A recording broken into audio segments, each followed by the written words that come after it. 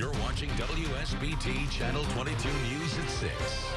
8 people are recovering tonight after being rushed to the hospital with apparent carbon monoxide poisoning. Now, they all lived in the same house in Clay Township, and we know at least 2 of them were related. WSBT's James Fillmore is at the live desk right now. James, this could have been a big tragedy.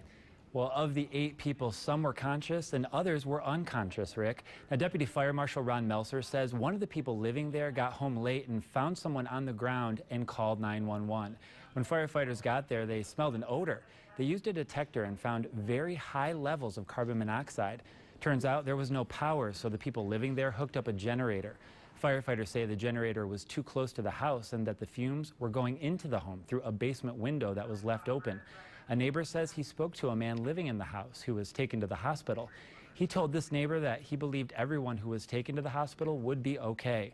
Now, one firefighter described the carbon monoxide levels as significantly high and dangerous. The level considered safe is less than 30 parts per million. As they walked in, they had readings of a little over 200 parts per million as soon as we walked in the house. Farther in the house, it was almost close to 500 parts per million. He wasn't sure if there were carbon monoxide detectors in that house, but he adds that if there were, they would have been going off, and so they either didn't have any or they weren't working. Tonight at 11, we'll have some helpful advice from firefighters on how to safely use generators. At the live desk, James Fillmore, WSBT Channel 22 News.